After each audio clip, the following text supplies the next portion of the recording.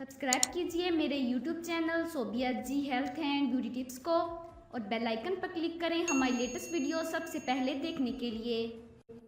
अदाकारा और मॉडल फेरोज़ खान अभी 2 दिन पहले ही रिश्ता अज़दवाज से मुंसलिक हुए हैं। फेरोज़ खान की शादी सैयदा अलीज़ा फ़ातिमा से हुई है और जबकि उनके वलीमा की तकरीब 3 अप्रैल को मुनक्किद होगी, जिसके लिए तैयारियां अरूज पर हैं। ज़राए ने बताया है कि फेरोज़ खान अरेंज मैरिज कर रहे हैं और उनकी होने वाली बीवी का ताल्लुक शोबिज़ से नहीं है।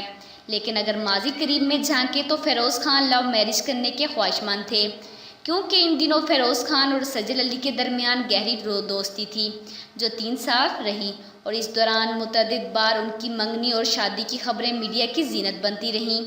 फेरोज़ खान की बहन अमायमा मलिक ने भी कई बार इस ख्वाहिश का इजहार किया कि वो सजल अली को अपनी भाभी बनाने की ख्वाहिशमंद हैं, लेकिन ऐसा ना हो सका, क्योंकि जब सजल अली भारतीय फिल्म मॉम में काम करने के लिए गईं तो उनके दरमियान इख्तलाफात का आगाज़ हुआ, जिसके बाद दोनों ने रास्ते जुदा कर लिए।